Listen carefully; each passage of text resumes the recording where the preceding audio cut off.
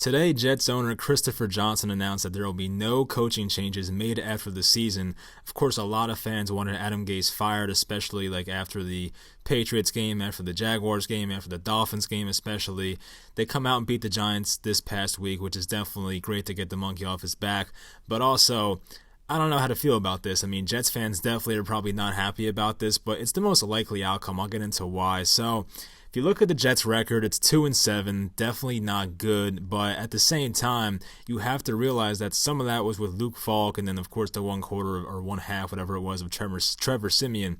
So no matter who your coach is, you're not going to win games with Luke Falk in the NFL. I don't care. You have to have like an 85 Bears type defense or a current Patriots type defense or something like that to even have a chance at winning. So, I mean, Luke Falk in his 3 games averaged 138 passing yards, 0 touchdowns, and 3 interceptions. That's not good. So, I don't know what you're supposed to do with that, to be honest. And with Sam Darnold at quarterback, the Jets are 2-4, a lot more respectable, obviously. But they easily could have been 3-3. So if you remember all the way back to Week 1, they had a 16-0 lead in the third quarter, I believe. One of their better defenders, C.J. Mosley, goes out of the game. All of a sudden, the Bills just start gaining a ton of momentum, and they come back. The Jets end up losing that game 17-16 after they were up 16-0. So that's definitely not good. But they've also had some ugly losses. You look at the New England game, that was the Seeing Ghost game. They lost that like 33-0 or something like that. They had the game at Miami a couple weeks ago where they're a favorite to win that game by 3. They ended up losing that one. Sam Darnold had a very rough interception, but like that's also not on Adam Gase. Like you can't blame Adam Gase for Sam Darnold throwing a very ill-advised throw from the 2-yard line, just up in the air for grabs, and Miami takes it for an interception. So you can't blame him for that. But I think the main thing here is that Sam Darnold is still 22 years old, and you don't want the guy to already have 3 head coaches in 3 years. I think that's the main thing about it. Like if Adam Gase was here last year, and this was his second year with Sam Darnold, I think this probably would have been Adam Gase's last year. But you can't have Sam Darnold have 3 different head coaches in a span of 3 years. That's not fair to him, and honestly not fair to the rest of the players on the team. But of course, for the quarterback, I mean, Adam Gase is the quote-unquote quarterback whisperer. That would not be fair for Sam Darnold to learn a whole new system again. So you have to have some stability in the NFL, so I understand where they're coming from with that. I personally think Jets fans were too hard on Adam Gase coming into the season.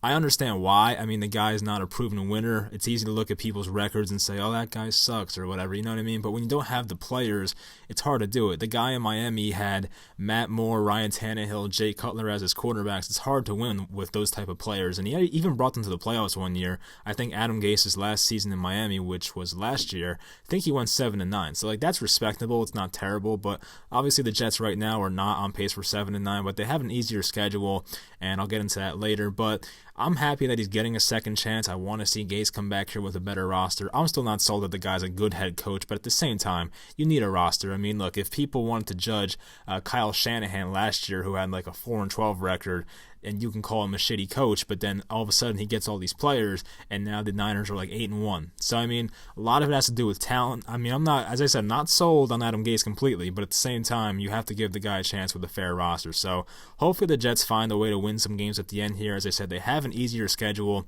They have one really tough game at Baltimore, I believe it is, but they have a chance to finish like 5-2 to end the season, even 4-3. That would be great to see. So, we'll see what happens with the Jets as the year goes on, and we'll see what kind of, what kind of outcome this season has for them, if there's any positive vibes around the team. Apparently, I heard on the radio today that the team was happy when they heard that Adam Gase was coming back. So if he has a good relationship with the players and stuff like that, why not try to bring him back? You know what I mean? Like, if you have 3 different head coaches in 3 years and you have this, quarterback entering his 3rd year, guy struggling, he needs stability. So give it to Sam Darnold. Give them an actual chance to succeed, and we'll see what happens next year. Obviously, the Jets need an offensive line.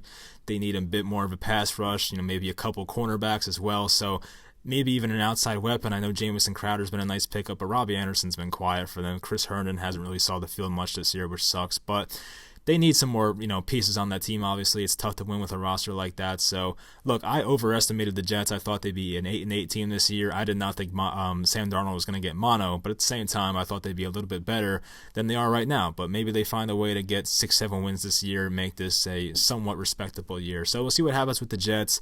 Adam Gase is back next year. Jets fans, let me know what you think about that. I personally think it's all right. You can't move with 3 different coaches in 3 years, in my opinion. You need some stability in this league. So that's why the Jets did it, in my opinion.